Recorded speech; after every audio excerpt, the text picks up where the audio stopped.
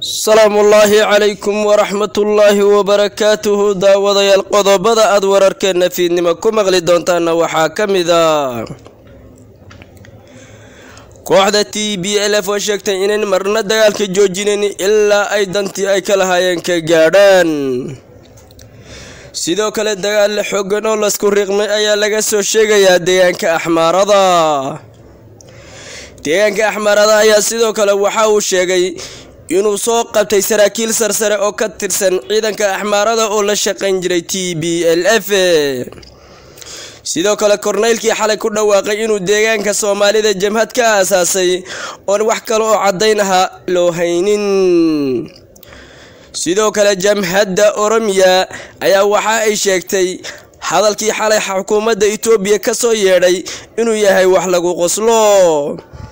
qodobada kale wararkeena ku maqli doontaan waxa kamid ah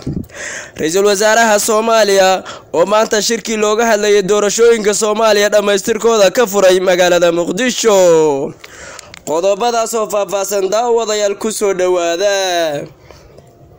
taariikhdu waxay ku beegan tahay 21 bisha 8 2021 aynu u gudagalo wararkeeni oo faahfaahsan afayeenka TPLF ayaa waxa uu sheegay inuu dagaalka marna joogsanaynin ilaa anjadihii laga hela gaadho afayeenka ayaa waxa uu sheegay in ay kooxda TPLF go'aankeedu yahay inay dalka Itoobiya dawladnimadiisii iyo dimuqraadiyadiisii ku soo celiso kooxda ku habsatay ee uu ku sheegay camaasirtana dalka laga sifeeyo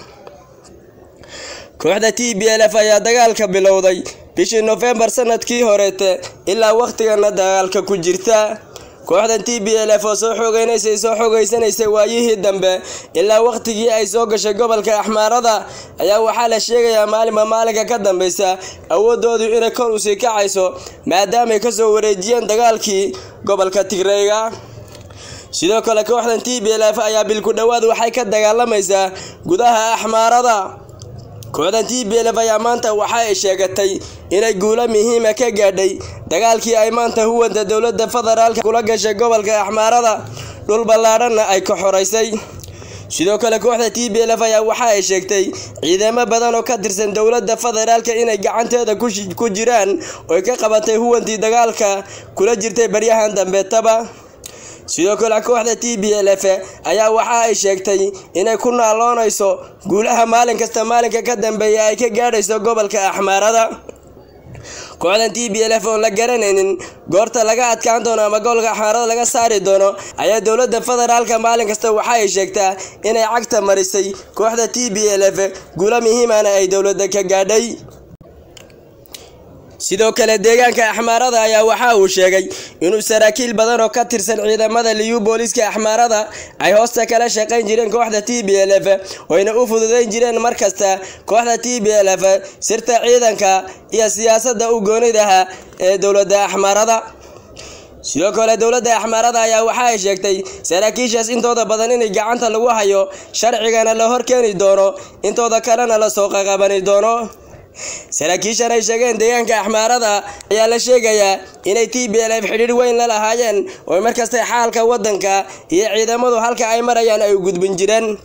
taasoo deegaanka Axmaarada ku sheegeen inay TPLF u fudaydin jirtay inay markasta guul gaaraan kuna soo durkaan dhulka Axmaarada ama ayba gudaha u soo galaan gobolka Axmaarada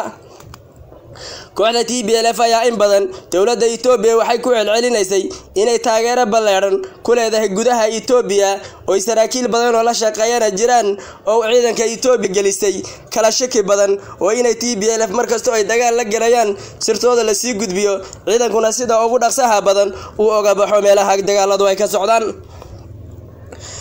maamulka Axmaarada ayaa waxa uu sheegay deegaanka Axmaarada inay TPLF ku leedahay taageero ballaaran oo ciidamo badan oo gobolka Axmaarada ka tirsan ama saraakiishoodana ayba u goosteen TPLF sidoo kale jananka ugu sareeya ciidamada Axmaarada ayaa waxa uu sheegay in uu saraakiil badan qudha ka jari doono uu gacantiisana ku dili doono inta uu soo qabanina ay soo dhiibaan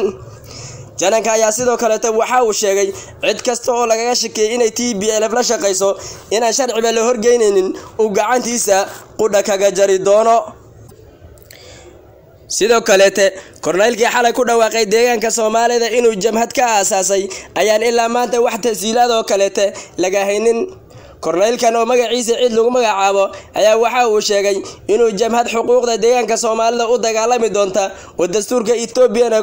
ku dagaalami doonta inuu kaga dhawaaqay deegaanka Soomaalida una taageero ballaaran ku leeyahay gobolada degmooyinka ilaa heer tuulo. korneylkan oo waxa hadda magaciisa si toos ah u cadeyn kartay jirin iyo meesha uu ku sugan yahay ayaa waxa uu sheegay inuu jamhad ugu yaraan 6 bilood la soo dhisayay uu kaga dhawaaqay xalay deegaanka Soomaalida markasta oo ahaatana uu amar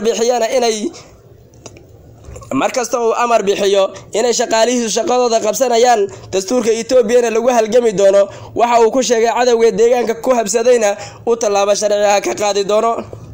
korneylkan oo la garanaynin meesha uu ku sugan yahay iyo meesha uu kaga dhawaaqay jamhadan oo xalay meediyaha laga arkay ayaan cid cadeyn karta waxa uu yahay iyo waxa uu haysto aan cid cadeyn karta jirin. korneylkan ay dad badan maanta Facebook isla dhaxmarayeen magaciisa oo ku sheegayeen inuu kulay dawladii hore ka tirsanaa maadaama uu sheegay TPLF in dagaalkii lagu qaaday khaladaha markastana ay soo dhaweynayaan TPLF ayaan la garanaynin danta uu leeyahay iyo ujeedada ka dambaysa.